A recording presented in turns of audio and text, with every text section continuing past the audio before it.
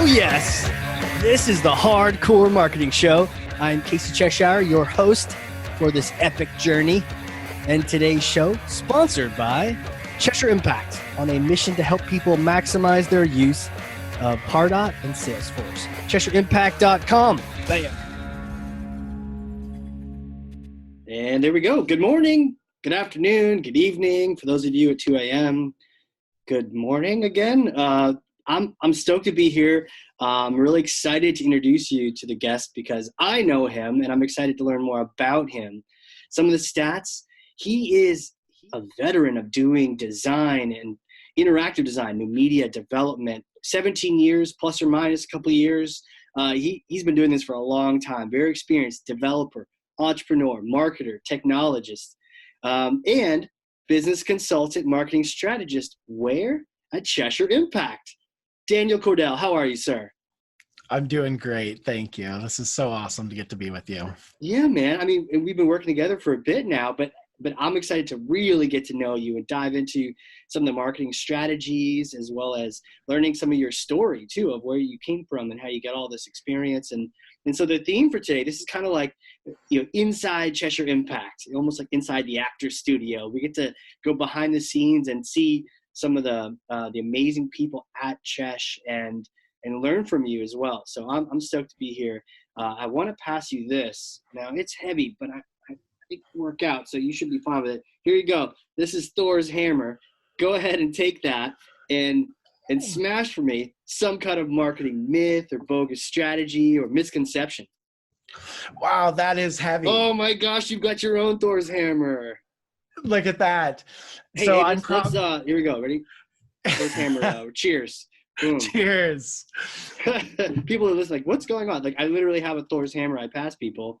Daniel does too. So fantastic. Okay, so you're used to smashing things. What can I say? I'm a fan of the show. So it's so great to get to do this with you. Okay, so my myth, and you're going to have to help me smash this. I'm going to present it. I'm going to try to smash it, and I can't wait for some dialogue with you. Yeah. Okay, so the myth is that thought leadership is only for people in positions of leadership. Ooh, yeah. That's a good one. Like, what?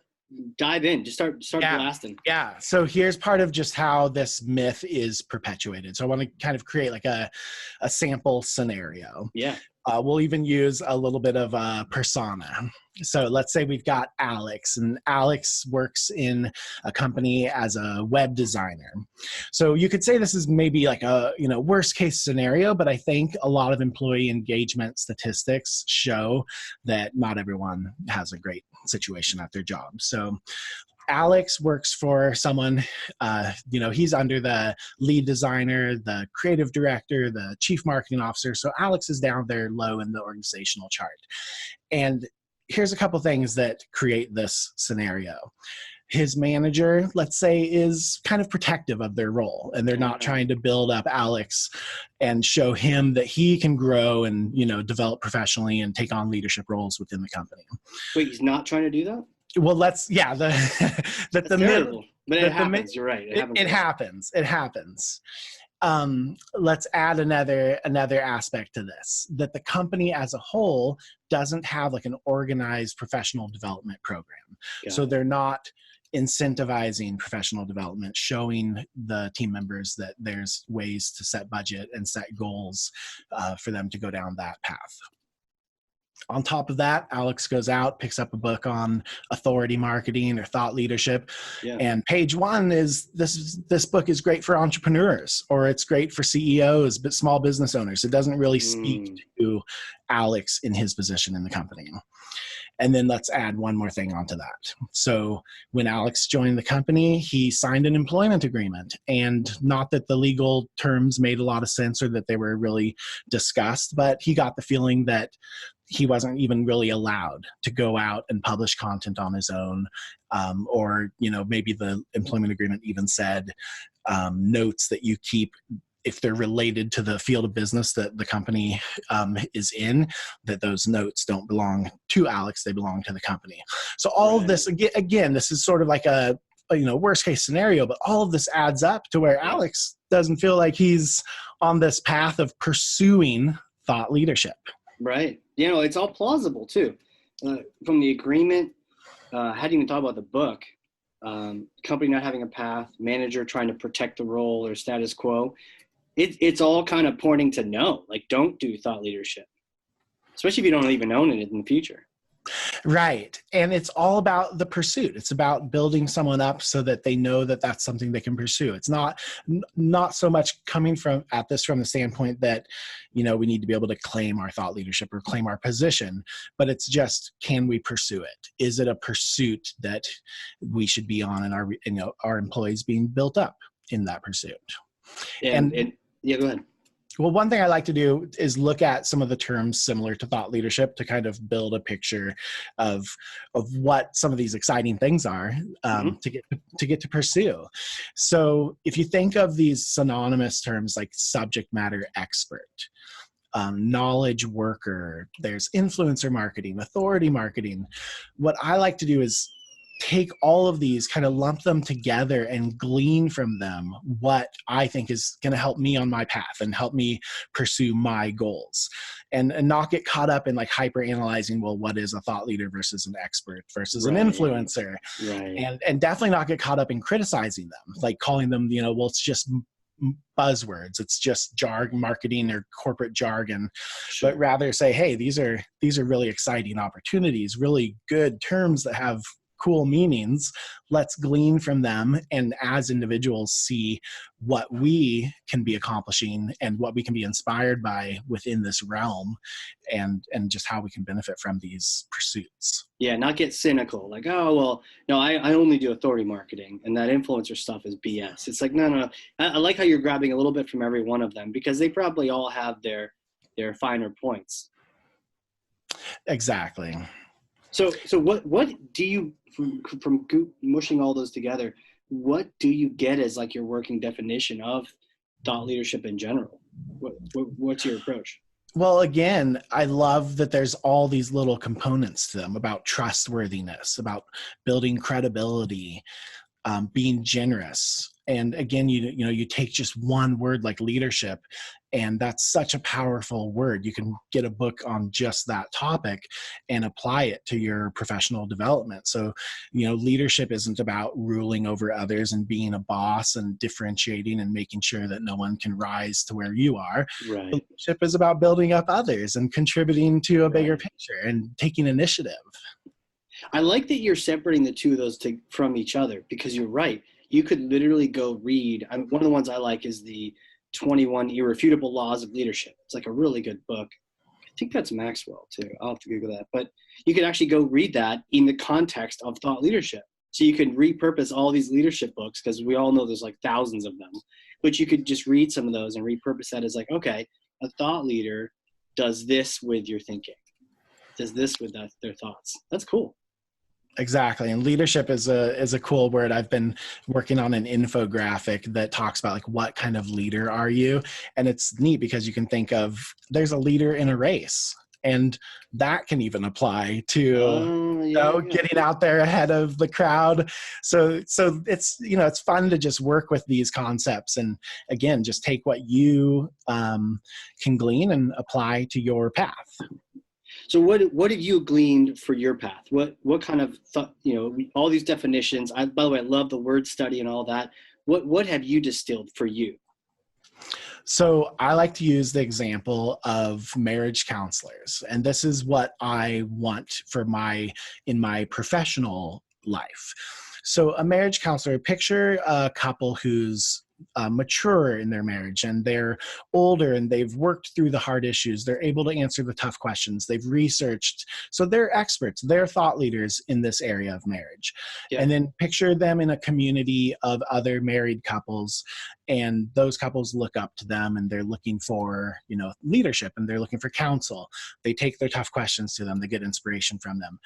The couple that's the more mature couple that's building up these others is looking to build up these others. They're not looking to differentiate and separate themselves. So this is kind of what I want, is I want to be in a professional environment where I'm building up others to the extent that when they're built up, they're now teaching and leading, and we're all contributing to something greater. Think of that marriage counselor situation where the more mature couple has invested in all these other couples, and now together they're almost more powerful, like coming, Sure. all of those couples could take on something even greater, that they've kind of got this marriage thing down, and they're looking at some of the bigger problems of the world that they want to work together to, be influencers in and solve problems. And so that's kind of where I'm at, is that in the professional environment, I want to not just take my skills that differentiate me and build something that gives me a platform. I want to take my skills and build others up, and I want to give them a platform so that we can work together, and maybe we can turn our field of work into something more exciting than it even is today. Totally agree. I mean, it gives you a why to it. And if the why is self-serving, like, there's nothing wrong with doing thought leadership to help your career out. That's for sure. But at the same time, it can get kind of tiresome to do any of those things if you're the reason, unless you're like one of those people where you're all about you. Hey, more power to you. But for a lot of us, it's like, I like me, but I really want to contribute more than I just take. And so if you make other people your reason for the thought leadership, that makes a lot of sense. Like, I'm not doing thought leadership to like get book deals and be on the New York Times. Like, I'm doing this to help other people, and kind of reminding yourself why you're doing it in the first place. Right. And then that becomes very satisfying. You do get the self-fulfillment when you're investing in others, and you become more passionate about the work that you're doing. So basically it's a win-win where you're enjoy. That's what I want, is I just want to enjoy my life. I want to enjoy the work that I do, and that's how I would enjoy it. Got it. Now, bringing this down to like the practical world, someone listening going, okay, it's not, I get the sense the world's against this, but I need to step up and do this and think about who I'm contributing to. What are some of the practical ways someone can get started? They've never done any thought leadership, and we know why. There's all these things telling them not to. But they hear this podcast, and they hear you, Daniel, and they're like, okay, I'm going to give it a shot. Where do they start? Well, one way to look at thought leadership is in the broader context of marketing. And I like just all these, you can divide marketing into countless little subcategories, like content marketing. And content marketing is one that I've always been excited about. It's something that I have, an extensive background in. And content, the saying, content is king. Yeah. Content is a big part of thought leadership, obviously, is ways to contribute your thoughts, ways to promote and publish material that is setting yourself, forward with the industry that you're working within. So that would be, potentially we could even say this is a second myth that we smash. And that is that only marketing team members, maybe with the title, with the word content in their title, are allowed to contribute to content. Right. So it's their job, and everyone else should just not do it. Right. And you hear some cool stories about, like, the janitor walks in and they're brainstorming for a logo, and the janitor throws out his idea, and everyone's like, oh, like, that's going to be our new, brand. We're going to work. And so that's kind of I love that thought, that when you're working within, just a certain field, that you can contribute by, it could be through copy, it could be through concepts that become graphics. I've worked in a couple of companies that never would have thought that a video game had anything to do with their business. Sure. And I've taken the initiative of, like, hey, here's what a video game would look like with our brand, and how it could engage.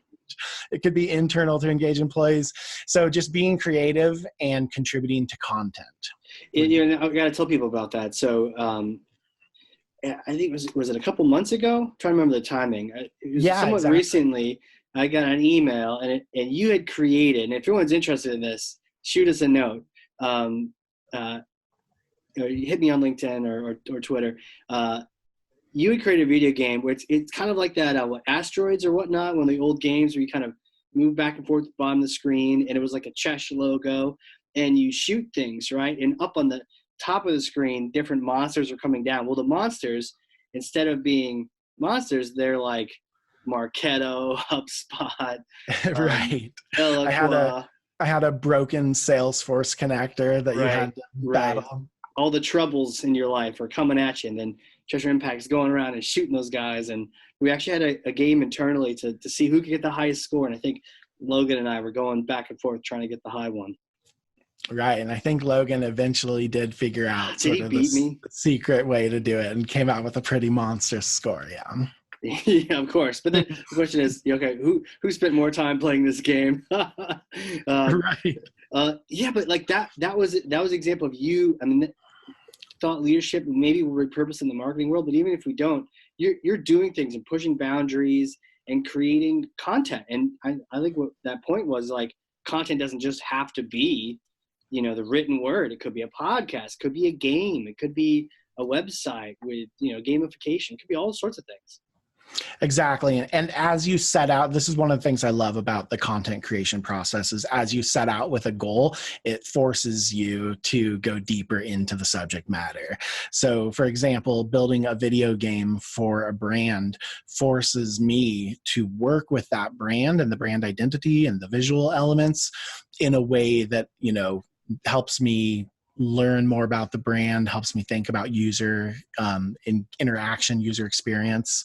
So getting someone included into the content creation process that isn't usually part of the content creation process might actually help them learn the voice of the brand. It might help them learn, their role and start to, take more ownership over the brand that they're a part of. For sure. So, this is good. We're all kind of giving people this point of advice, like, you want to get in on the thought leadership. It doesn't matter what your title is. It doesn't matter if you don't have content in your name. Start thinking about creating content. And it doesn't just have to be written. It could be verbal, it could be whatever craft you want to do. Exactly. And from the employer perspective, I think that there's a lot to that quote where you've got the two individuals talking and one says, what if we invest in our employees and they leave? And the response is, but what if we don't invest and they stay? Right. That's such a, it's a good one. It's a funny one and I like it. And then I also like that you can add to that and say, investing in someone and them leaving doesn't even have to be a bad thing. That you're investing in future relationships, there's potential that relationship will continue as a partner, as a customer, could build a broader network. And so just it's a good thing. You think of a football team, like a pro team, and the head coach is known for building up those assistant coaches and they go on and they get head coaching jobs. He has a relationship now with all those other teams. High caliber coaches are looking to get in and work with him as an assistant coach because they know that they're going to be built up and they know it's going to create opportunities for them. So there's just lots of reasons, no matter what perspective you look at it from, to build each other up and to give them the opportunities. Yeah, it's true. And if you're a marketing leader listening to this, think about how you could empower your team to do that. And if you're a marketer listening to this, or anyone, really, it doesn't matter your title, you're listening to this, think about what kind of thought leadership you can start with. And maybe it's writing an article on LinkedIn, or let's use it the simplest. On LinkedIn, maybe you have a place, you don't have to host it anywhere. It's like on LinkedIn, you just post it there. Or post it in the comments, start writing, start creating, crafting, doing things, and putting it out there. I think when you mentioned the companies that, that empower this versus don't, it takes a little bit of maturity. And I know, several years ago, I might have taken it personally if someone left, even our company, because I'm like, oh no, they're rejecting me personally, or the company, or the team, the family. But then I grew to realize, no, actually, you just want the best for people. And almost every time someone moves or leaves or has to move, they always have a better place afterward, or at least they've learned from that experience, hopefully, and they have a better place. So it's actually good to, maybe you are a step, maybe you're not going to work here for 20 years, but it's an awesome step up for them. And ideally they've contributed that magic to your team while they're there. So it takes a little bit of mind shift to get there, to be thinking that. So, for those leaders listening, where are you at in that process, and how could you, first improve yourself so that you think about the right way, and then use that energy to help your team out. Have you experienced both, Daniel? Have you experienced the companies that have said, go for it, and other ones that are like, no, please don't do that? 100%. Yes. So I was in a company where I was one of the first few building up what became, I think, about 30 people. And one of the things that we were basically reinforced with over time as people were being added to the company is that we were hiring knowledge workers, and that as someone came on board, maybe they had a law enforcement background, or maybe they were from an academic setting where they had stood up a field of study at a university, and yet none of these things had any true relationship to the area of work that we were doing. And this was this amazing positive experience where I was working in business development, and I came up with this program that was based on emails and surveys. And it was basically an employee engagement program that the company needed. And it tied into the way they would get contracts and put employees at government agencies. And you needed a way to really keep those employees engaged because they weren't on site with the corporate headquarters. So to make a long story short, I built this program and ran into some immediate obstacles where we couldn't deploy it. We couldn't use it the way that it was intended. Right. And this another person within the company said, we need to take this to law enforcement. And I've got the relationship that we're going to go, implement this right now. And we took a drive to another town and sat down, and we ended up implementing a training solution for a law enforcement team that let them prove that they were going through the training that they needed to go through, and basically assure that they got 100% on every survey. But it was this really neat experience where we were given freedom, both to be innovative, but also to use I saw this person, this particular individual use his subject matter expertise to take my creative work and then to create business opportunities with it. Yeah, you're definitely, you're a creator. It's been, even having worked together for just a little bit of time, you can tell there's these things and you have these ideas, and then what's cool is you execute on them. I'm sometimes the idea guy where I'm like, oh, your idea. But like you literally are bringing life to all these different things. So I could see where it'd be such a blessing to be working somewhere where it's like, yeah, go do that. That's cool. Like, that's neat. How can we use that? Or how can we deploy that for the law enforcement folks or whoever the customers are or the team is? That's really cool. Right. And I don't think there's a project that we have that I've been working on with Cheshire Impact that isn't, I don't think it's announceable yet, but it's exactly that. I know what you're talking about. Yeah. Okay, good. I love it, man. I got the link to that. And I was like, this is the freaking coolest thing I've ever seen.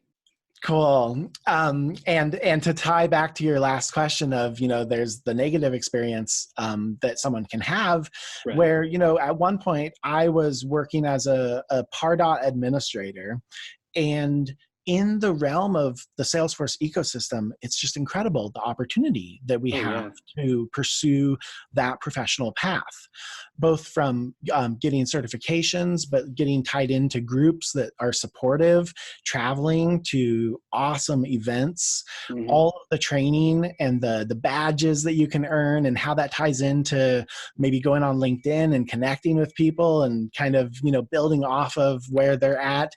And from the negative side, one thing I can say is I think there's probably a lot of like Pardot admins out there that might not even know that there's a certificate to go and pursue. And they might not even know that there's a benefit to that. And it goes way beyond like earning a credential. The experience of getting a certificate, certified, it forces you to work through some of those questions, like problem solving, where it says, hey, your client needs a list segmented in all this, complicated way. And what would you do in Pardot to accomplish that? And getting the certification path is like a really good experience. And there was a year or so where I was a Pardot administrator, and I didn't have any of that, feedback and positive reinforcement that I could go and pursue those things and connect with that community. And so again, like I think and this ties into the project that we were just talking about, that Sure. isn't ready to launch, but there's an opportunity to really encourage people down that path and to show them that, basically the pursuit of thought leadership within the Salesforce ecosystem is probably one of the coolest professional opportunities in the world right now. Totally agree. And the path to certification kind of thing, it fills your brain up with things that maybe you can then share in thought leadership. I've always wanted to do thought leadership, but also been cognizant of the fact that I've got to feed my own brain. I got to continually feed it, because that's the stuff that I'm going to chew up and turn into really good thought leadership and send out. So I need to, it's like, you're constantly learning on one side so you can be sharing it on the other side. I think it's probably important to, I'm glad you brought up the certification, because it's the two sides of it. You can't just be doing thought leadership. It's like, what are you going to tell people? Well, tell people the things you learned from the different sources, from other thought leaders, from doing your own projects, or the certification. Yeah, exactly. So very cool stuff. The secret project. People are like, what are they talking about? Don't worry, you will know it. You will know in time. But it's just a good example of, you bring something to light, and what matters most, I think, even getting from you, is the project that we're talking about. You experienced the pain point, or you experienced, a need or a gap, and you thought, how could I best address this for me and future me's, so they don't have to go through that. And it's kind of cool that you feel that way, because that's how I've always felt with the work we do at Chesh with other marketers. It's like, when I first bumped into marketing automation, it was amazing. And my, career went from, 0 to hero very quickly. And a lot of it I attribute to tracking ROI, but also just doing marketing automation. So I want other people to experience that, it's not about $1 million on an island in Bahamas. It's like seeing other people benefit from that, doing webinars, podcasts, just to help other people. Otherwise you get bored and tired of it if you're not making millions of dollars from your efforts. But the fact that you're contributing, I think that's the most important. And that is such a good experience, both, and on the other side of it, it's such a good experience where you go on LinkedIn, you see someone's at a cool event, or they just got their certification, but instead of putting it out there to differentiate themselves or to make themselves, look all established as the thought leader, they're actually using the opportunity to encourage others and to talk about how, there's some new release coming out about features on a software and how it's the user that they have in mind. And just really, I get that positive vibe, and that's such an encouragement. Totally. It's all about that contribution in the end of the day, for sure. I'd love to switch gears a little bit and ask you some questions, because I know there's some things that are kind of bopping, they're exciting in the marketing ecosystem. Your take on Webchat, because I have definitely seen this coming into the B2B world. It's kind of always hung out in the B2C world for shopping carts and that kind of thing, but I'm seeing it come like a storm into the B2B world. What are you seeing? Where do you think it comes from? What's your thoughts on all that? Yeah, well, I think that and in terms of web chat, we're talking about like live chat opportunities when you're on a site. I think that there's, again, kind of taking that positive perspective where you glean what is good and you don't get too down on any, don't get too cynical. I love the technology behind it. So I think the more it becomes automated, the more it becomes user-friendly and eases the workload of the, let's say, like the SDR on the other side that wants to engage with it. Through AI or whatever you want to call that. Right. I think that that's all really exciting. Like, just leverage what you can and create the best experience for the end user that you can, and don't get caught. I think that we shouldn't get caught up in saying like, oh, an AI powered web chat is going to replace the personnel that would, typically be behind it. Right. But rather just say, let's work in some automations, let's use some algorithms that help this process, and let's empower, the end goal that we're trying to get out of it. That makes sense. I think you bring a good point that it's like the A in AI, even the A in marketing automation. It's all about, taking some good stuff and helping it scale, or helping, do more of it, but it doesn't replace the humanity, the human side of it. You can have a really bad drip campaign that now goes out to thousands of people without your effort, or you can have a really good email sequence, or a really good chat, or a really bad one. So I think you're right that just because we have these tools, it doesn't necessarily mean that we're replacing people, but there's a chance to do more good to more people through those kind of things. Right. And sometimes I'm sure you've experienced this where you engage with Webchat in the sales process, and you're on the trial for a product, or you're on the, kind of front facing sales part.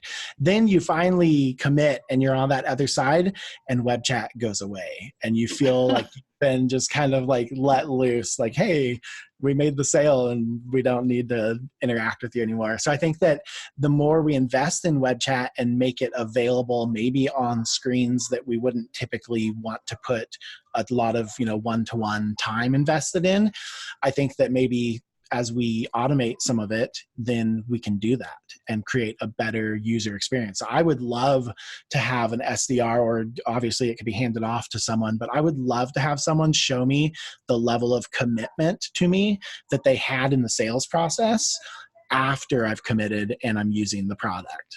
And I would love to get that pop-up that says, how can I help you? What are you working through? What problem are you trying to solve? Right.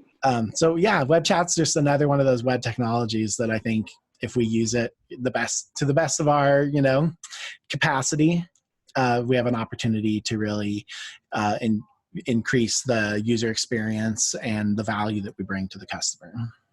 Yeah, it's kind of cool how marketing's grown back into that user experience role, and we're looking at the full picture. And you're right, you don't want to alienate people at certain stages. Oh, we got what we want out of you, so you don't rate chat anymore, or now that you've purchased, you don't need that 1-800 number, or you don't get that until you buy. Like, there's all this sort of weird tweaks that may or may not, turn people off when they're in that process. My question is, who are you? We've worked together for a bit. I know you've got this sort of mysterious past. You're a creator. You're all these different things. Like, take us back to like little Daniel days. Were you always this way? Always a creator? What kind of experiences do you have in your life that sort of shaped to where you're at today? Yeah. Oh, I love that question. And yeah, it does go back to little Daniel. I've had sort of an unconventional path, and it's led to a lot of out-of-the-box approaches to my work life and sort of bigger worldview things that really direct how I look at life and how I look at work. But you go back to when I was young, I think there was a program that Mac was making available back when I was 6 years old called Canvas. And it was a vector design program, a predecessor to things like Adobe Illustrator. And I was on a Macintosh. We had Macintosh Classic. I forget some of the other, what they were called.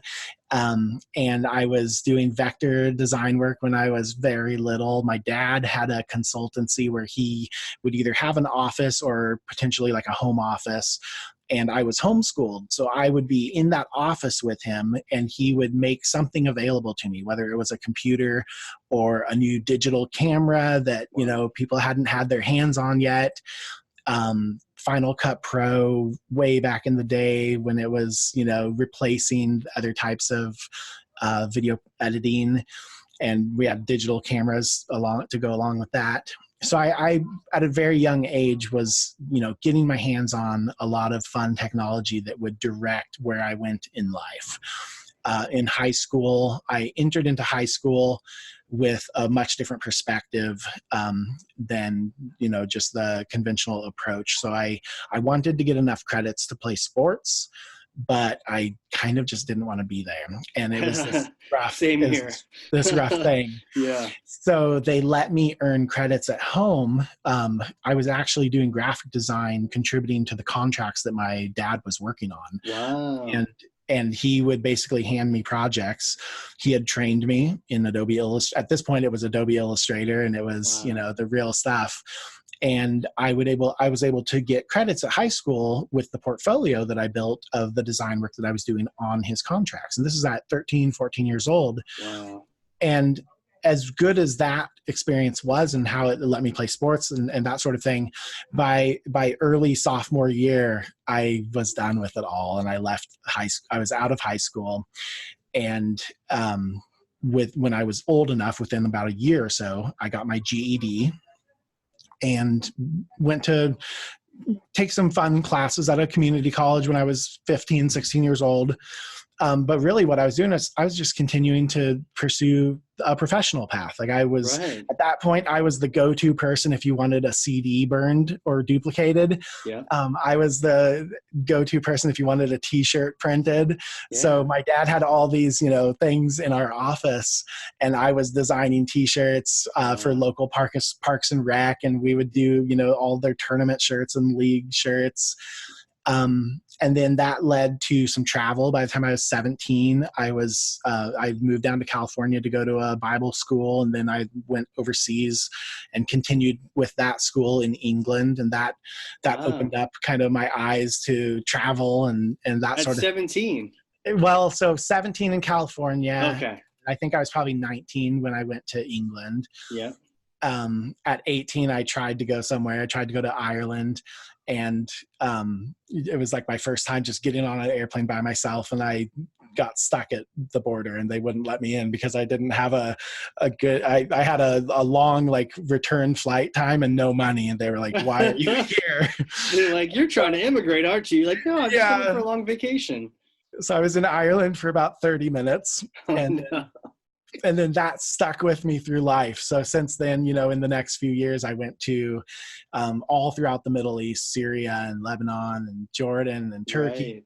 Right. Wow. And never entered a country without them saying, hey, why were you not allowed in Ireland? And I would look at my passport, I'd be like, wait, where are you seeing this? Like, yeah, you don't see this. But so again, just a very, I would say, a very enlightening like upbringing, where again, going back to like that bigger worldview, I am passionate about the work that I do and the creative work and the technologies that I use.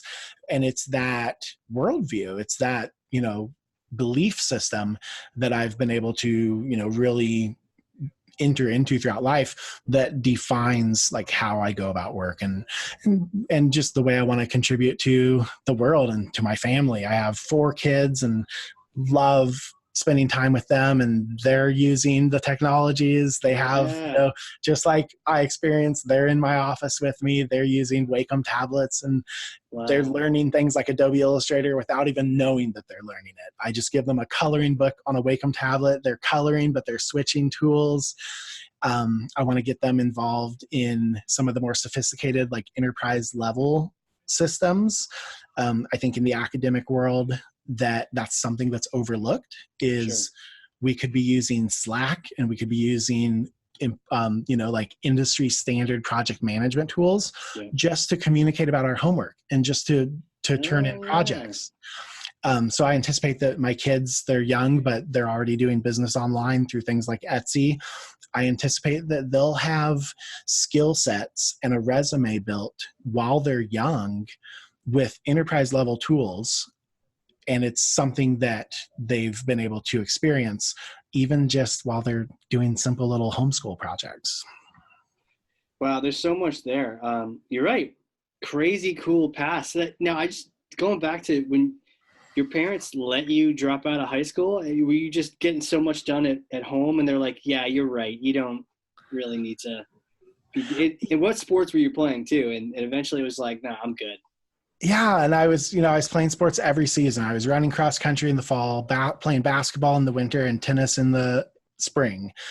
Wow. And sports were, again, I think from a good parenting perspective, they saw sports as a way to invest in their kids. And I had siblings that were rock climbing and kayaking and not really doing the like organized sport thing.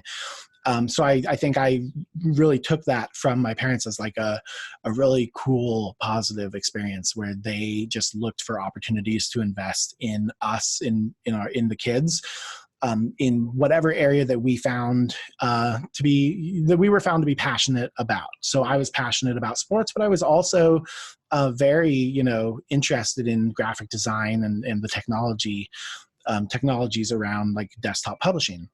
So my How'd that parents, conversation go? Like when it was yeah, sophomore year, first I went to my parents and I said, the only thing I want to take at school is math and Spanish. I said, I see those as like logical things that I can learn, and I want to just see how far I can go with math and Spanish. And they're like, okay, great. So that's all you're going to do. So I went to school for 2 classes a day, and then I did the rest of the credits at home.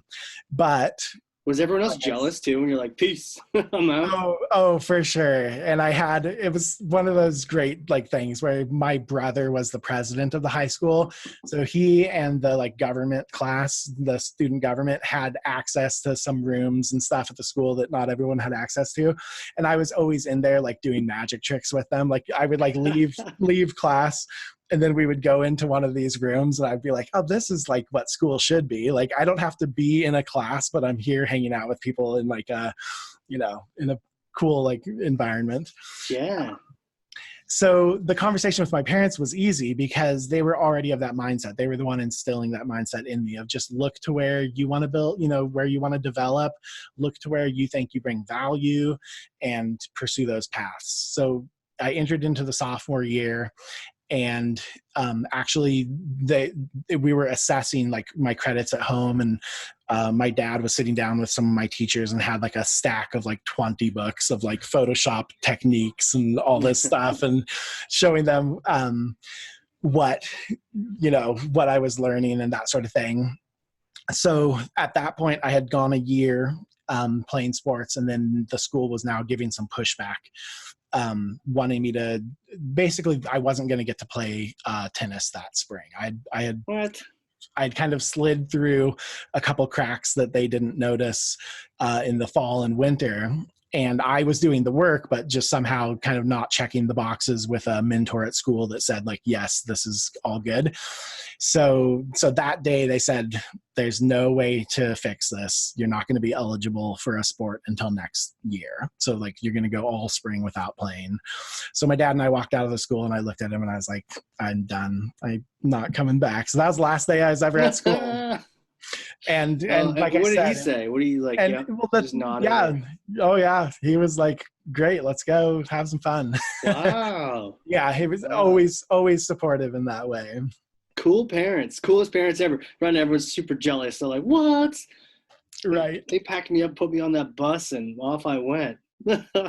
Yeah, exactly. What a cool environment. Almost like an incubator, think about like a startup incubator. You were like in one since an early age. Yeah, that's a really good point, because I got to see how things get funded. I got to see a lot of the business side, just being at my dad's side, and what that led to was I ended up really just becoming the person that would help him start businesses. I would do the branding. I would launch the website. I would get an initial, marketing plan in place. And the company, that I mentioned earlier, that I was one of the first 3 people in the company, and we grew to over 35. That was his company. So I was just basically in from the start, helping him, design what that company would be. Amazing to be doing that. What was it like when you had your first job not with your dad? Right. And was it weird to go from like probably like a really efficient, fast-paced environment to more of a corporate type thing, or was it still small? It was a perfect sequence. So okay, cool. I came home from England, and there was a publishing company that he was really into. He was into their materials. And at that point in time, this was when CDs were kind of cutting edge, and I owned a CD duplicator where you could put your master CD in. So I think I was 19. You could put a CD in and a stack of 150 blank CDs. Wow. And then you would load an art file, and it would take that master CD, duplicate it 150 times, and print your art file on top. And so I had this machine, and I was using it for a number of things. So we went to this publishing company and we basically said, hey, we've got this machine. We love your publishing company. We love the material that you work on. You have a lot of audio material. They had a national radio broadcast. And we said, why don't you make use of our CD duplication? And in the course of talking to them, as they found out that I did video production, audio production, graphic design, the web was starting to become something that I had an interest in. I wasn't coding yet. They were like, I think we should just have you come do a lot of stuff for us. And so I ended up putting my CD duplicator, this is like a $10,000 machine. I ended up putting it in their offices. Wow. And letting them just use it. And I worked full time for them. So that was like this, again, like I looked to my dad as someone who would facilitate those kinds of opportunities for me. I mean, that was like my first job interview and I was sitting there with my dad, Right. Oh yeah, like, that's cool. Like what a great way to be like brought up in those things and then kind of shepherded into situations. So then that ended up just being this incredible group to work with. They were very influential to me and they gave me just so much opportunity to start designing, book covers and letting me start coding. So that got me into the web. Yeah. And I saw that all these things that I like, the web was basically where you could put them. You could put a video, you could put your graphic design, you could put your photography and your radio show. So that's what took me, this was back in about 2001. Okay. And that's what took me into this web direction, was that I didn't want to let go of graphic design. I didn't want to let go of these other skill sets, but if I could do the web, if I could, code these things, then that would like empower me to publish the things that I wanted to do. Right. Okay. Cool, man. You're like that sort of Renaissance man, just doing a million different things. And it was cool that you didn't go cold turkey right into some corporate environment. Other than the worst. I've only lasted like a week and I'm like, I'm out. Like high school, like no thanks. Did you ever end up working in one of those larger companies, or have you kind of stayed away from them? No, I did for sure. And it, as you could imagine, like it was hard to find a really good fit. I think the biggest company I was with was like 600 employees in one specific office environment. And it didn't last super long. I mean, I even went to someone, kind of a director in marketing. I was kind of like a technical guy on the marketing team doing websites. In fact, I can tell a quick story. The first day I showed up, they came into my little office and they said, "You have a website, don't you?" Called, it was at the time, it was called like indiecircle.com. And I said, "Oh yeah, that's a website I have." And they're like, "We noticed this morning that the top of the website has today's date on it." And they're like, "You're not still doing website things outside of work, are you?" So I mean, they weren't even comfortable with the fact that like there was a live website that like I happened to have outside of work. This was like a conversation I had the morning I showed up to my first day. Oh no! And I explained to them like there's a script on the website that updates the date, automatically. Like I wasn't coding the website that morning. Yeah. But that was the kind of environment, where you enter into and you're like, wow, like they like have a very restrictive view of like your work and what, can you use a Apple, I was one of those people that had used an Apple computer my whole life. And that was every company. That was like the first battle was, you've got to let me use an Apple computer. And yeah, stuff like that. So that was one of those experiences for sure that helped me kind of, so I always kind of had like an entrepreneur side that would, that would make me kind of fight against that corporate setting. But at the same time, a lot of great work happens in those corporate settings. A lot of great work environments can be fostered. So I think what I've found in life is like this awesome balance. Again, going back to the pursuit of thought leadership.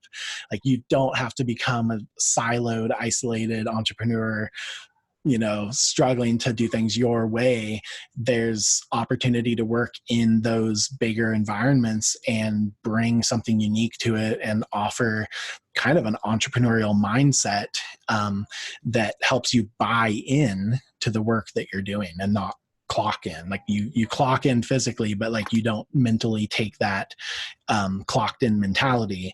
You take a bought in mentality. Yeah, no, what I got from that, what you just said, was like buy in, don't clock in, Exactly. That's fantastic. Exactly. And if you see HR coming, run. I can't recall any experiences this very moment in which HR was in my corner in any way, shape, or form. I'm sure there's some nice people out there, but I haven't met you yet, nice people.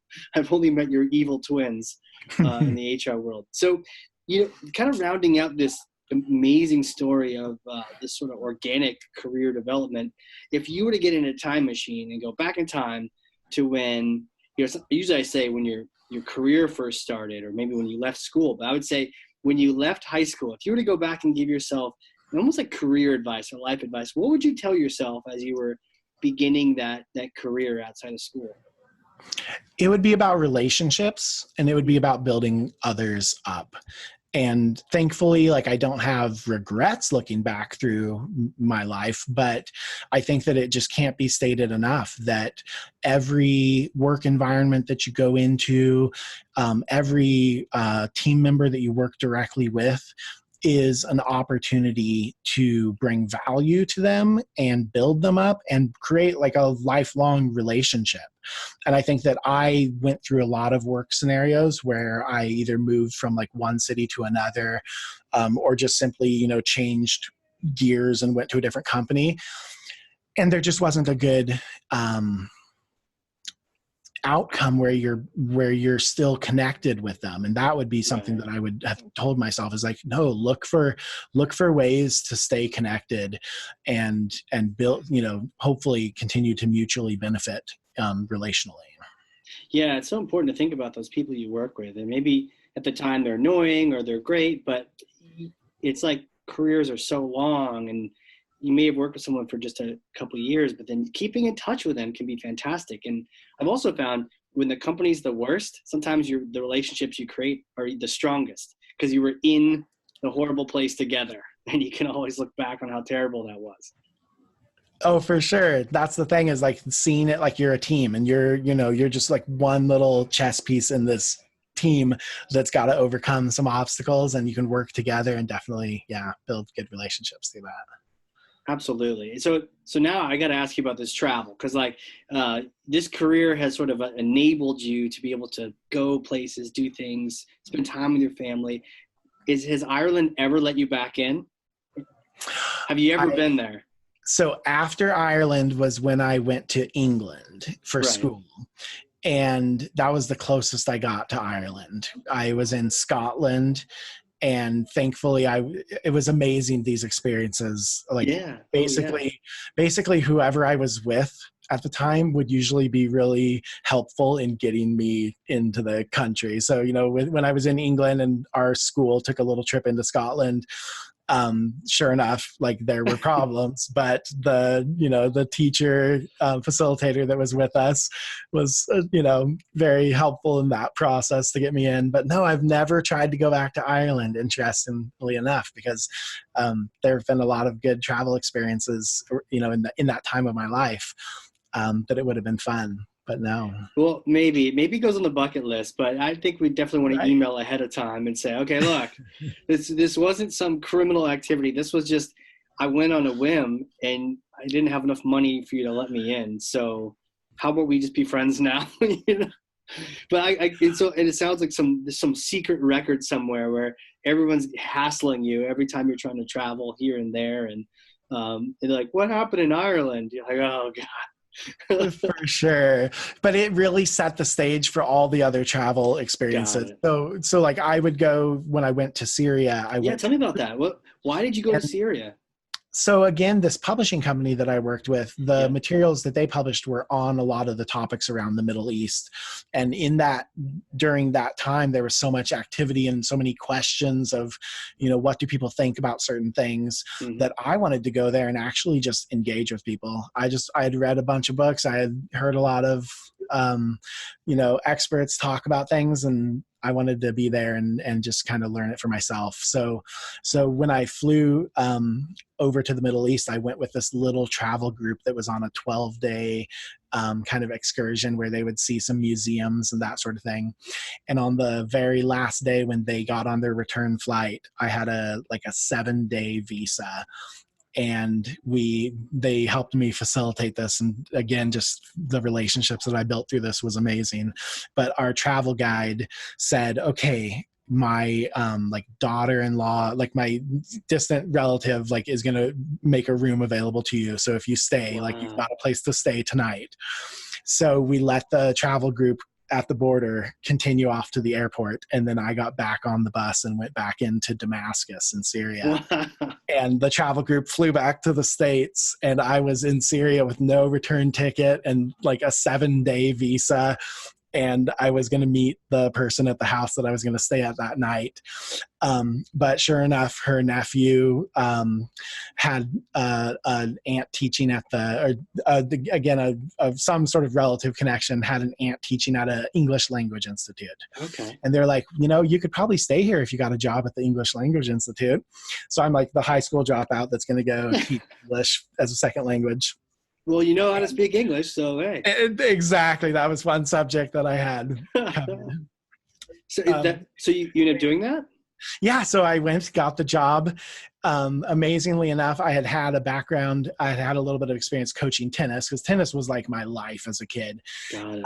And later the director of the school let me know, he's like, so we were playing tennis one day. He's like, the reason I hired you is that you had tennis on your resume, and I was looking forward to playing tennis with you. Who would have thought, right? And it was this amazing experience. I was there for a year. I learned Arabic. I taught English, just this incredible experience.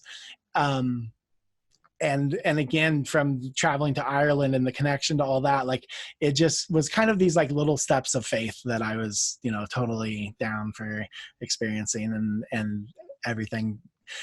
Those steps of faith were very rewarding. Yeah. I mean, you kind of had to just go for it. And it's funny. You didn't learn too much from Ireland. Did you have a little more money in the bank, or did Syria just a little more accommodating? You know what? That's a good point. No, I mean, I didn't change my methods very much. No. Ireland was just must have been an off day in Ireland that day. They may have just lost a soccer game to England or something. And that's crappy. A good point. Right.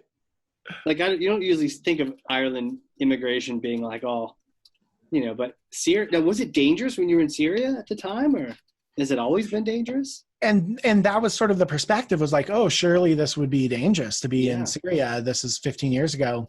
And it was the most, hospitable, positive experience that I couldn't have imagined how hospitable and positive. Basically, I would be, downtown, or, not downtown, but just kind of in the market, striking up a conversation with someone. They'd be like, why are you here? We want to go to America. You're here, but we, just want to be where you're from. We want to go there. And so that would start a conversation, and then we would go have tea at their parents' house, and we would, it's just every day was like that. Just incredible relationships, incredible interaction. I was able to be myself, talk to them about, where I was coming from and what I wanted to learn from them. And they what's not to like about just authentic interaction and wanting to talk. Yeah. Someone who's curious about what you're up to. Just wanting to find out more. I'm sure they felt respected from that. Do you end up dressing like a local? Did anyone think you were in the CIA at the time? I think that, I think that I'm about as unintimidating as it gets when it comes to just seeing me kind of trot down the sidewalk. And the clothes were, it was awesome. For $1, you could buy a really nicely sewn pair of pants, and another $2 would buy you a nice kind of dress shirt. And so, of course I just shopped in their market and totally had that clothes. That was great because you probably had like $20 on you when you arrived. So exactly. And then working at the English Language Institute, sadly, different places in the world, just the way the economies are. I didn't have to work a lot to have enough money to go buy what now I consider to be the best food in the world. Wow. For 50 cents, I could have this bowl of beans and oil and vegetables that I just long for at this point because, how that Have you ever works. tried to recreate it locally or? Definitely. I've shown my wife like the ingredients that were in it. And so we have fun. It doesn't taste anything like what I was eating there. But definitely just try to kind of recreate those types of foods. Yeah. The magic. Yeah. Wow. Any, all these different countries you visit, any favorites or what would be like the top of your list? Yeah. So a couple times I left and came back into Syria. Wow. And one of the ways to do that was to go through Turkey. And going through Turkey was always an awesome experience. Again, just kind of without a visa, like just show up and it would always work out for me. But Turkey, I think just all those areas over there, Jordan and Lebanon. I mean, it would be hard for me to say like a favorite. Syria would actually clearly be my favorite. And sure. The experience in Damascus, I think there's like 7 rivers that flow through Damascus. Wow. And, Damascus is as old can be. Right. It's had people living in it since the beginning. So, I mean, it's just such a special place. Wow. Wow. Syria. The places that, what do you think? Would you go there now? I still dream about it. Like it's one of my recurring dreams is that I'm there and it's always kind of a wild thought of like, would I get to be there now? And I think that, over the last 15 years, there's been such drastic changes and it's affected people in such a unimaginable way.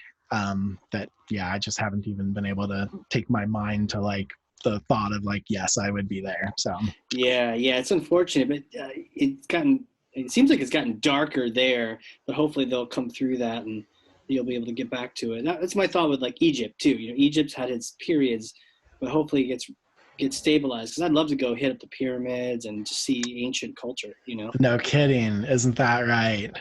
Yeah. And of course they have it, there's no pyramid in the US.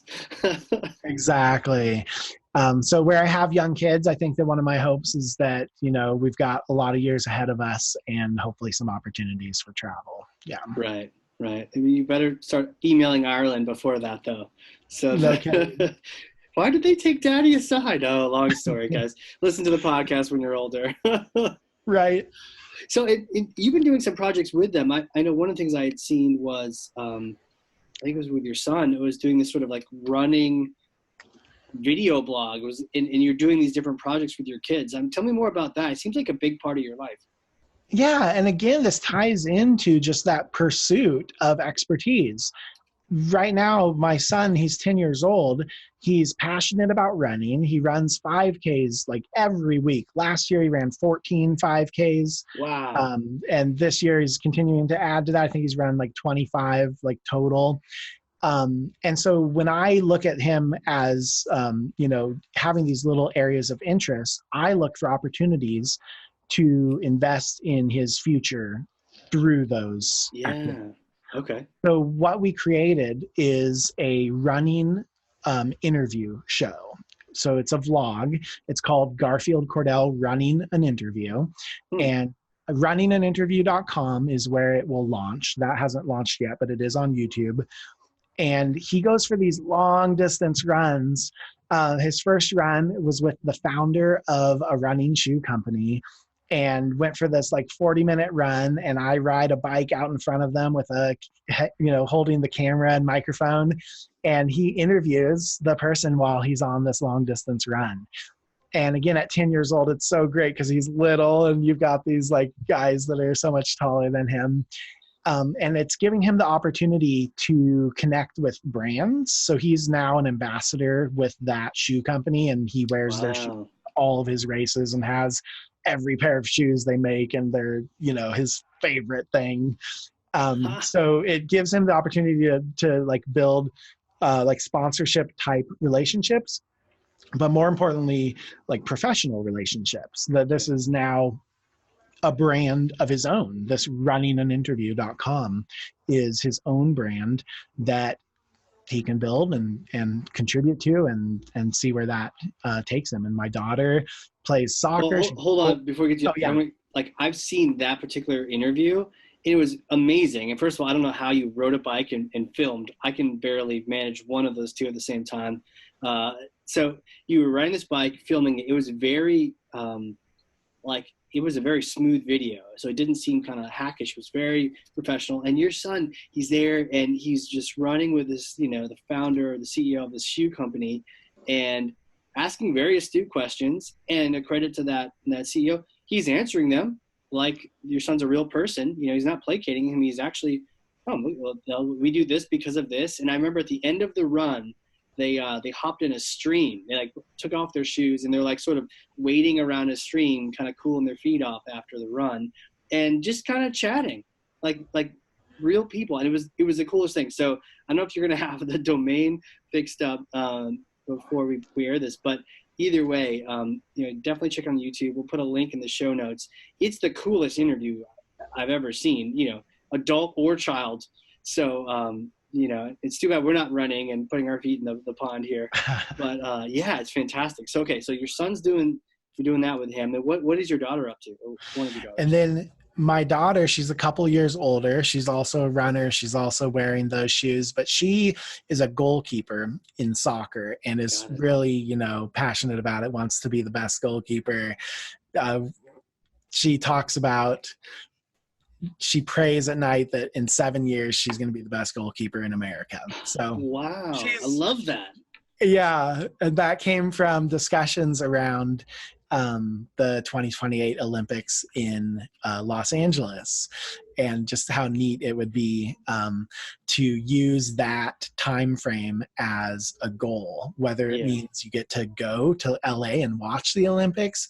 Maybe you could compete against someone while you're young who's at those Olympics, or maybe you could compete in the Olympics themselves.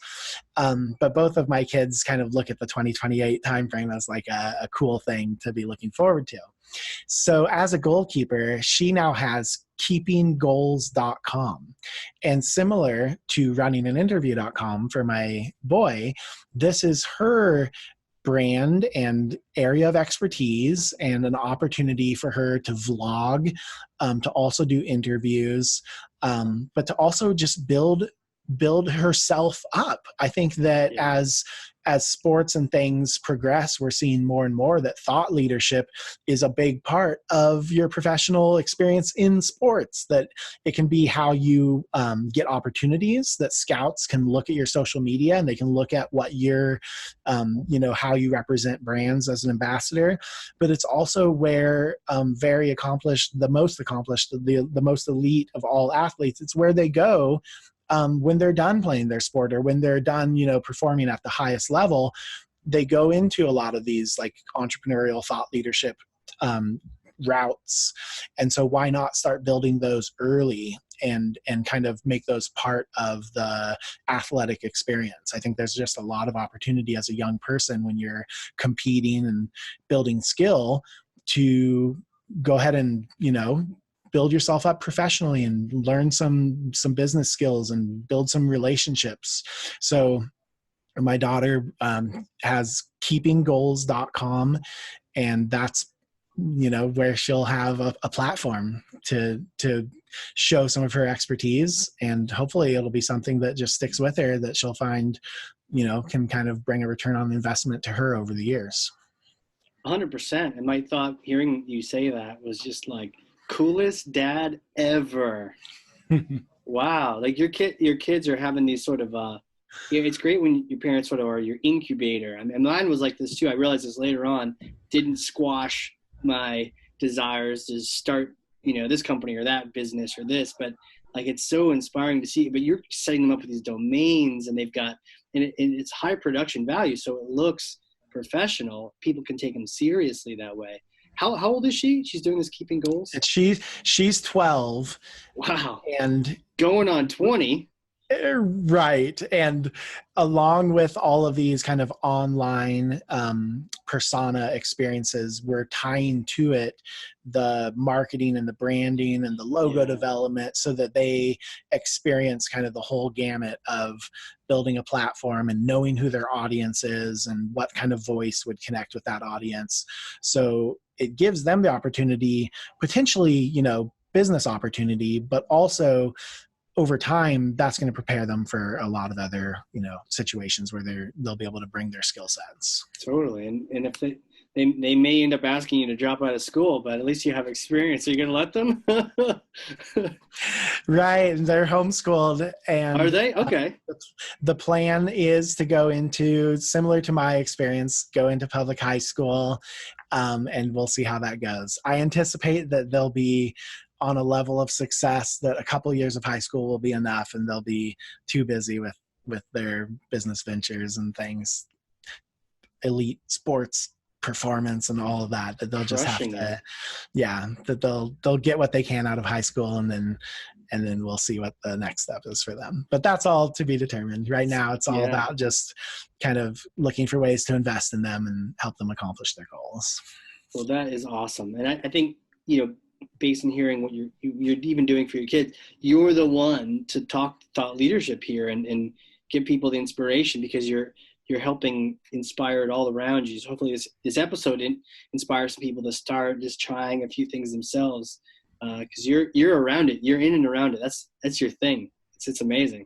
You're launching stuff left and right. It's like the Midas touch of launching things around you. You're just touching things, and they're just blowing up. It's amazing. It's amazing. How can people get in touch with you? How can people connect with you? You were talking about relationships earlier. LinkedIn, Twitter, what are good? Where should they go? Right. So I'm on the different social media channels on a few different handles. So really just danielcordell.com would be the way to, you know, we talked about our secret project. When we launch that, I'm going to put a link on there. Okay. So a lot of the things that we talked about today, the running interview show, there will be a link on danielcordell.com. So all of these things, just go to danielcordell.com and you'll be able to connect with me and see the progress on all these projects. 100%. And if I typed it right, I'm a big fan of the color choice you have on there so far. Right. Blue and orange, a good combination. Awesome. Well, thank you so much for coming on here and chatting with me and sharing not only your marketing strategy, your ideas on thought leadership, but also just sharing your amazing travel and history and your past and growing up and all of that. Thank you so much. I always love listening to your marketing conversations, and it's just amazing that I get to be a part of it now. So thank you. Yeah, now you're in it. So now it can be super meta. Are you going to listen to your own episode? Oh, my kids are going to have to sit down and I'm going to have them take notes. Yeah. I need a book report by Friday on what you learned from Dad's episode. Hey, kids, sorry for the homework. Awesome. Well, thank you for this. And for the people listening, you know, if you learned something, I know you did, because why? 2 pages of notes. And I learned some things here. So share this episode with even one other person, 2 other people, put it on your Twitter, put it on LinkedIn, be that thought leader to other people. Share good content you've learned from this. You've learned from Daniel. So now share it. Don't keep it. You've already got it. You won't lose it, but you can share it with other people, and be a thought leader like we're learning about today. So again, Daniel, thank you so much for being on here. Thank you, Casey. Awesome. And for everyone out there listening, this has been the Hardcore Marketing Show. Catch y'all next time.